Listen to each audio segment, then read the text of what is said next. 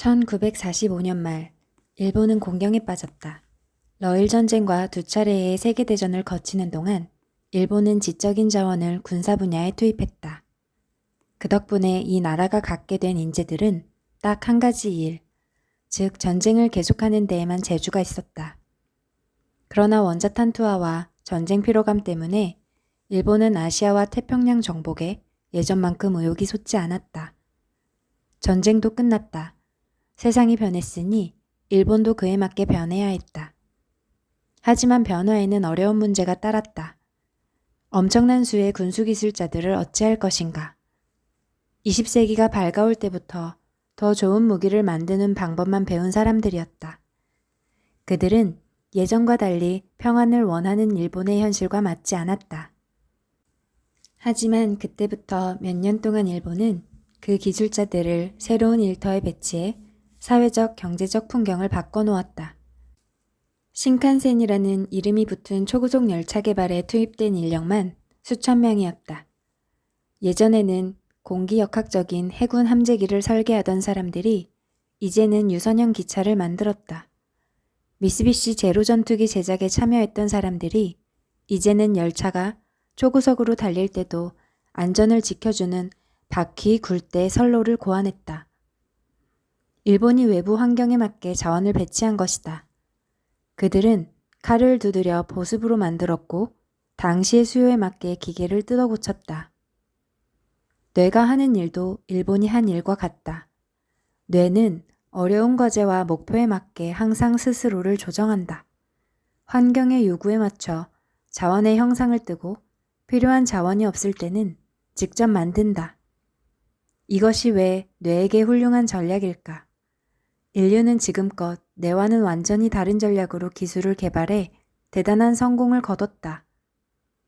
원하는 기능을 갖춘 소프트웨어를 고정된 하드웨어 장치에 적응하는 방식이다.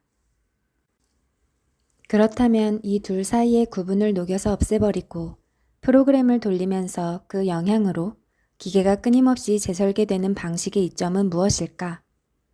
첫 번째 이점은 속도다. 우리가 컴퓨터 자판을 빠르게 두드릴 수 있는 것은 매번 손가락을 어디에 두어야 할지, 손가락의 목표가 무엇인지 세세하게 생각할 필요가 없기 때문이다. 타이핑은 마치 마법처럼 저절로 이루어진다.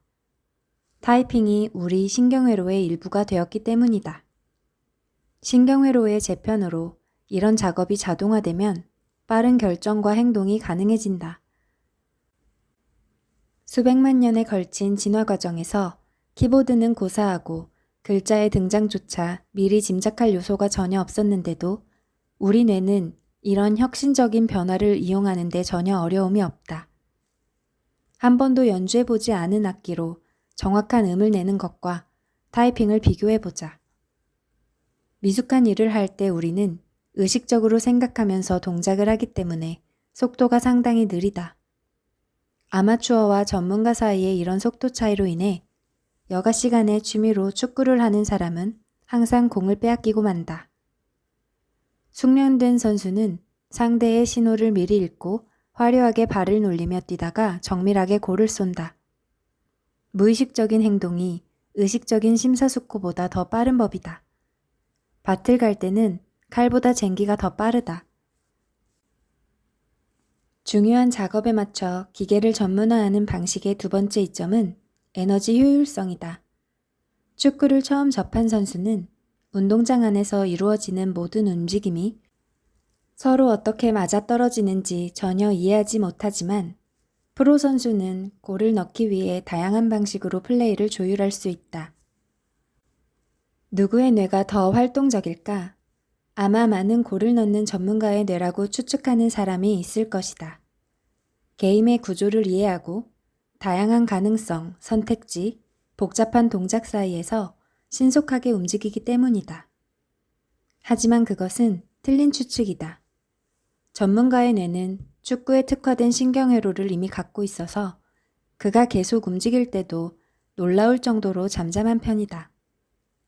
어떤 의미에서 전문가는 경기와 하나가 되었다고 할 수 있다.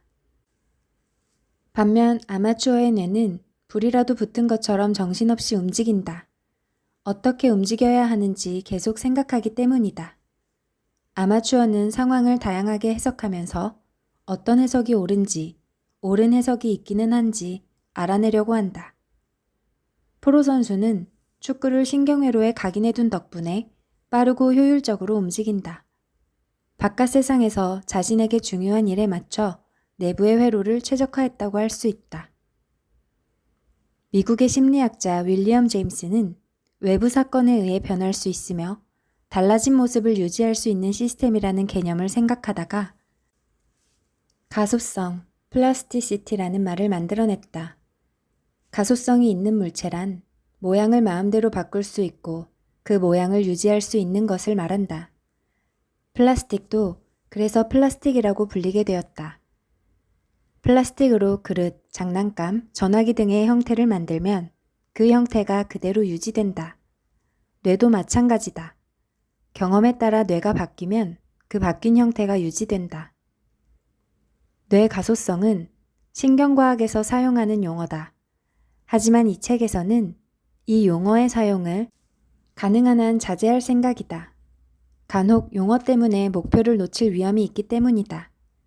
의도적이든 아니든 가소성이라는 말은 한번 형태를 만들어 놓으면 그 형태가 영원히 유지된다는 뜻으로 보인다. 플라스틱으로 만들어진 장난감의 형태가 영원히 변하지 않는 것이 한 예다. 하지만 뇌는 그렇지 않다. 뇌는 평생에 걸쳐 계속 스스로를 바꿔나간다. 한창 발전하는 도시를 생각해보자. 도시는 어떻게 성장하고 스스로를 최적화하고 주위 환경에 반응할까? 도시가 트럭 휴게소를 어디에 짓는지, 이민 정책을 어떻게 짜는지, 교육제도와 사법체계를 어떻게 수정하는지 살펴보자. 도시는 항상 변화한다. 도시계획가들의 설계대로 건설된 도시가 플라스틱 장식품처럼 그대로 굳어버리는 것이 아니다. 도시는 끊임없이 발전한다. 도시와 마찬가지로 뇌에도 종점이 없다.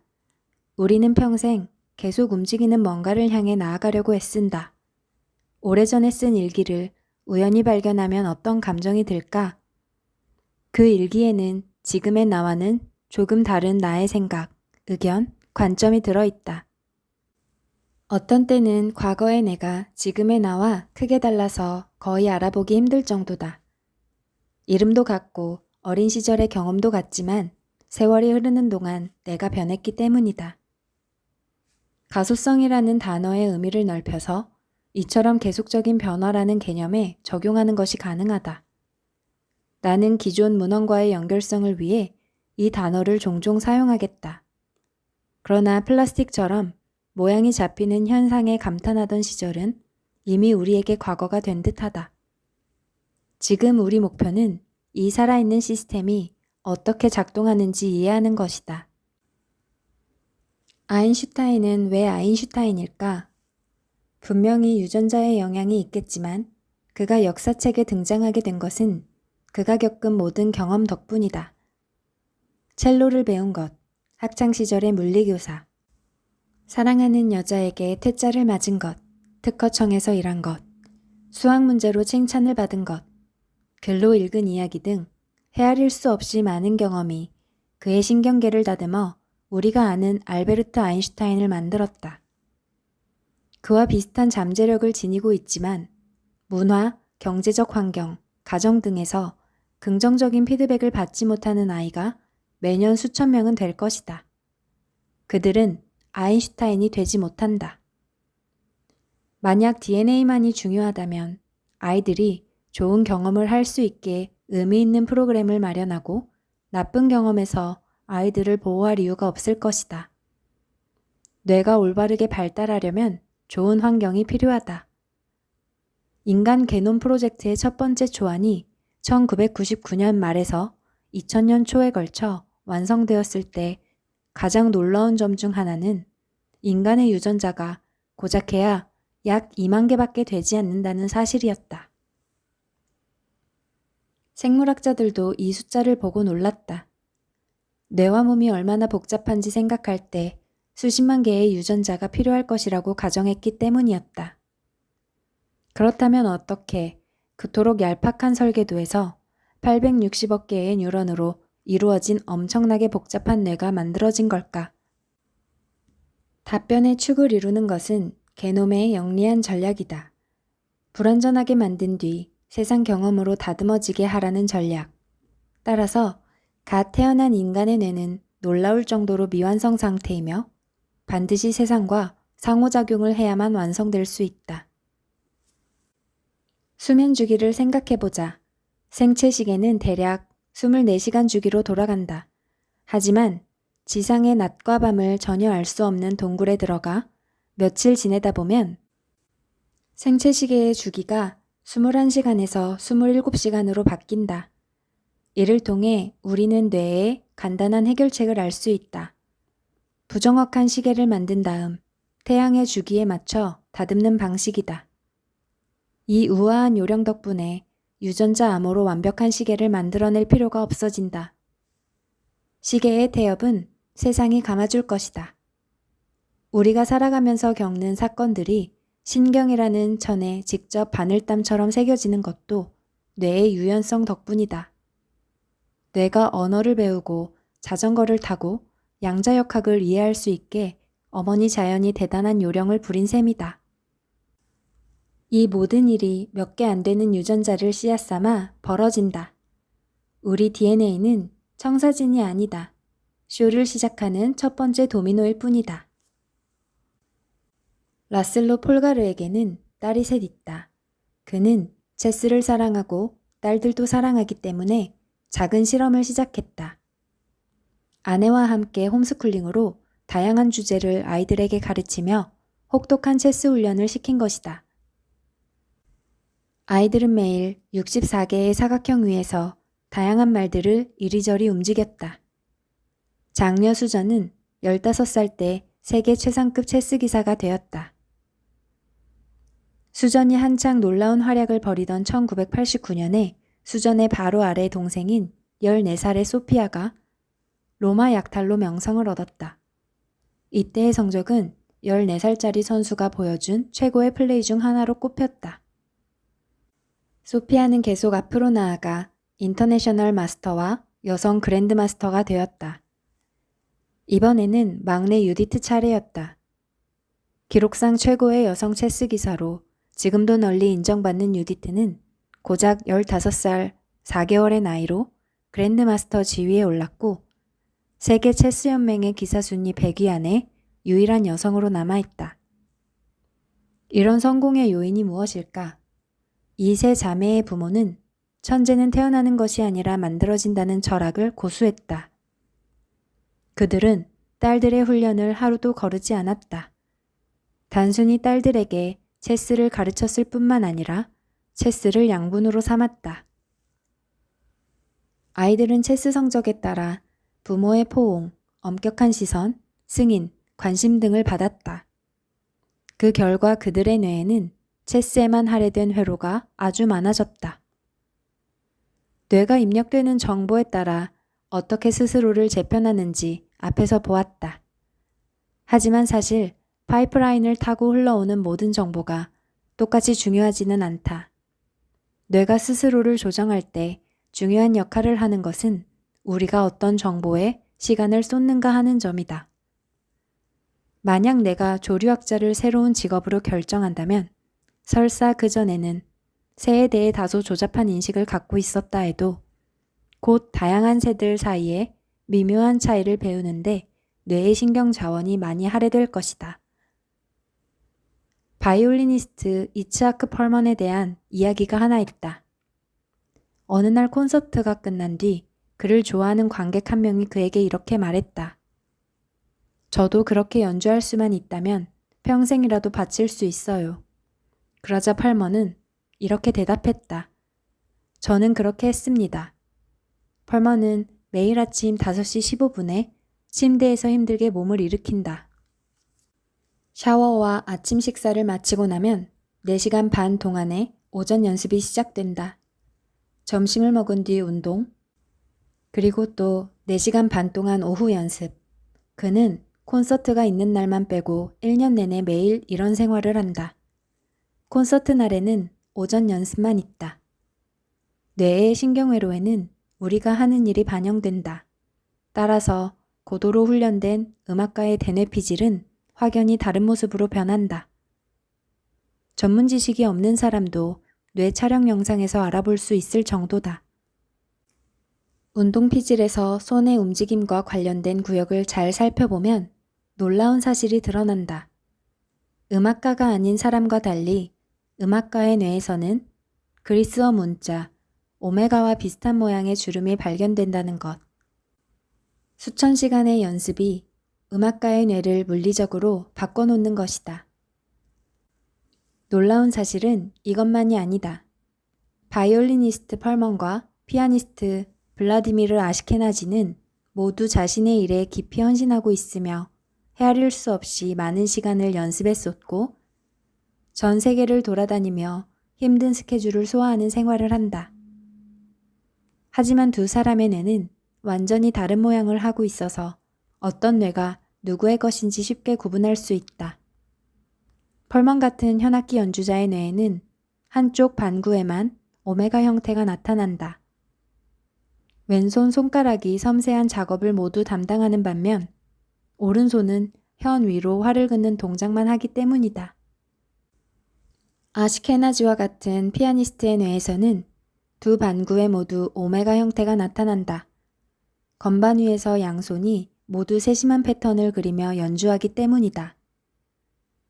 따라서 운동 피질만 봐도 현재 뇌 영상을 촬영 중인 사람이 어떤 악기를 다루는 음악가인지 알 수 있다. 뇌의 재편에서 우리는 이 밖에도 더 많은 정보를 읽어낼 수 있다. 뇌에 나타난 변화는 손이 담당하는 일이 많은지 적은지 뿐만 아니라 손이 하는 일이 무엇인지도 보여준다. 조립 라인에서 일하는 사람들에게 작은 공깃돌을 병에 넣는 일과 그 병의 뚜껑을 돌려서 닫는 일 중 아무거나 하나를 골라 맡긴다고 가정해보자. 두 작업 모두 오른손을 사용하는 일이지만 첫 번째 작업에서는 손끝을 섬세하게 움직여야 하고 두 번째 작업에서는 손목과 팔이 사용된다. 따라서 병에 공깃돌을 넣는 일을 맡은 사람의 대뇌 피질에서는 손목과 팔을 담당하는 부분이 줄어들고 손가락을 담당하는 부분이 늘어날 것이다. 뚜껑을 닫는 사람의 뇌에서는 반대의 현상이 일어난다. 우리가 자꾸만 반복하는 일이 이런 식으로 뇌의 구조에 반영된다. 게다가 이런 변화가 운동 피질에서만 일어나는 것도 아니다.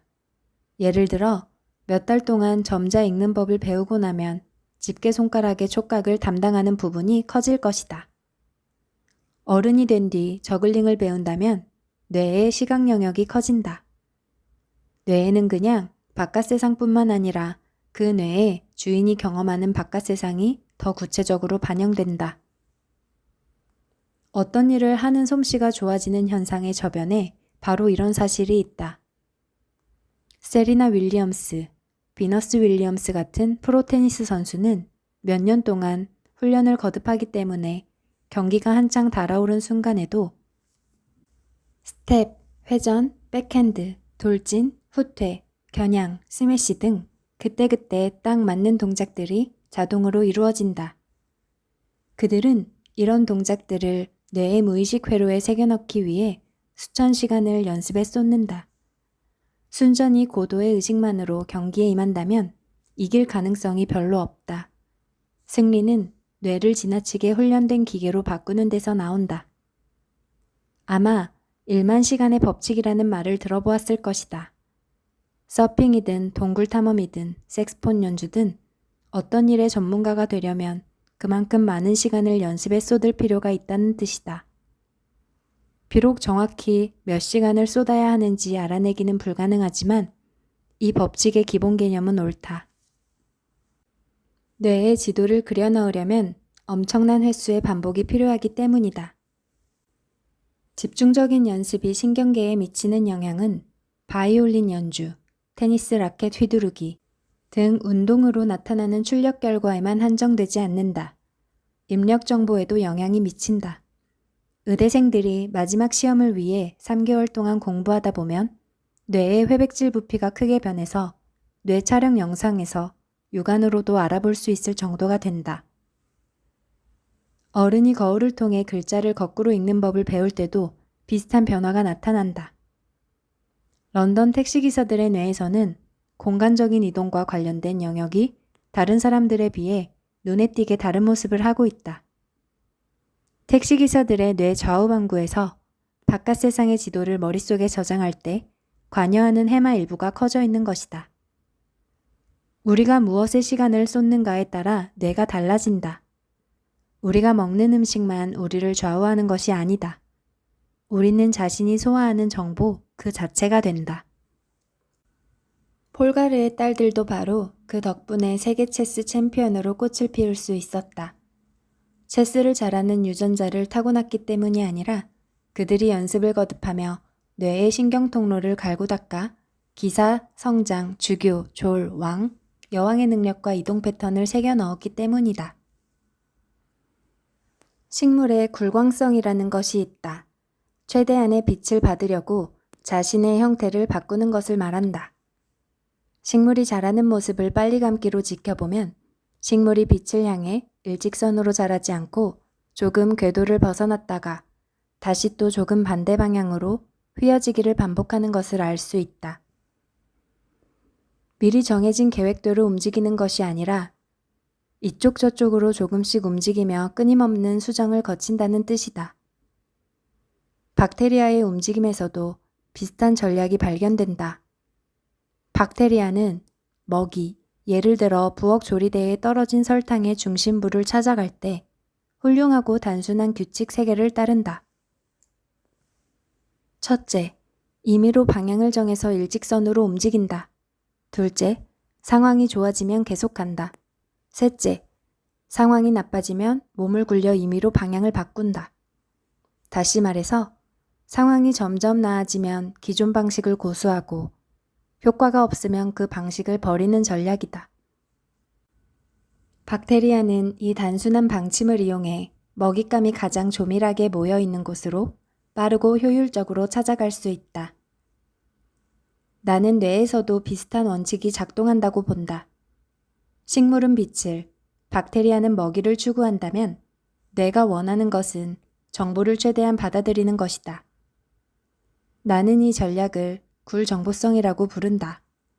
이 가설에 따르면 신경회로는 주변 환경에서 추출해내는 정보의 양을 최대화하기 위해 끊임없이 변화한다. 어떤 상황에서든 뇌는 세상에서 들어오는 데이터를 최대화하기 위해 회로를 섬세하게 조정한다.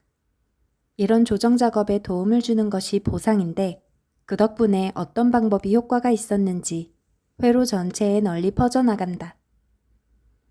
이런 방식으로 시스템은 최소한의 선 프로그래밍만으로 세상과의 상호작용을 최적화하는 방법을 스스로 찾아낸다. 식물이 빛을 향하고 박테리아가 설탕을 향하듯이 뇌는 정보를 향한다.